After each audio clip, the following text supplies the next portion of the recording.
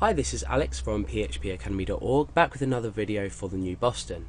Now, in the last tutorial we looked at left join, and I used left join for this example where we were returning a name with a pet on the end. So we're saying down here where the result was from this query, we've said Alex has a cat, Alex has a fish, and Dale has a dog. Now what happens if we go into pets here, and we're going to delete the entry for Dale. So people ID 2 was Dale, let's go ahead and delete that. And let's run this query again. Let's paste it in there and we'll click go.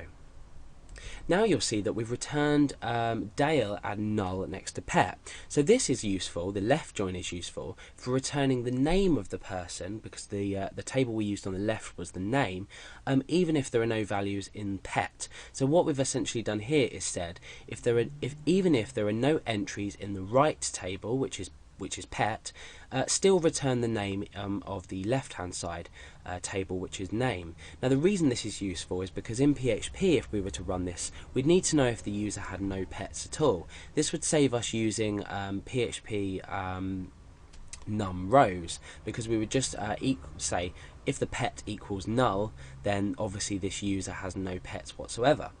So we've used the left join for this. Now what happens if we were to use join on its own? So let's go into SQL tab and let's go and paste this in here. Now instead of using left join, I'm going to just use join. Let's click go and see how this differs. Now you'll see that we've removed the result Dale. The reason that we've removed the result Dale is because we're using the join, which will only return values that equal or that are found based on this on here.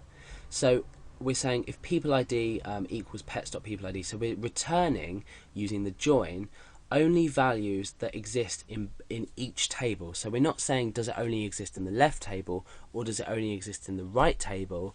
We're saying does it exist in both tables. So now what we're doing is we're only returning the data where the left table matches the right table. So why could this be useful?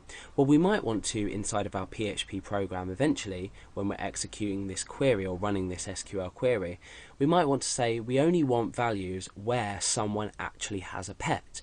Whereas before in the left join we looked at where Dale didn't have a pet, we want to just say with the join only return results where user has a pet, or where name has a pet, the person has a pet. So in this case we've returned two rows where Alex has a cat and Alex has a fish. So now you can see the use of the join on its own as opposed to the left join where we're returning a value even if the user on the or the user doesn't have a value in the right hand table.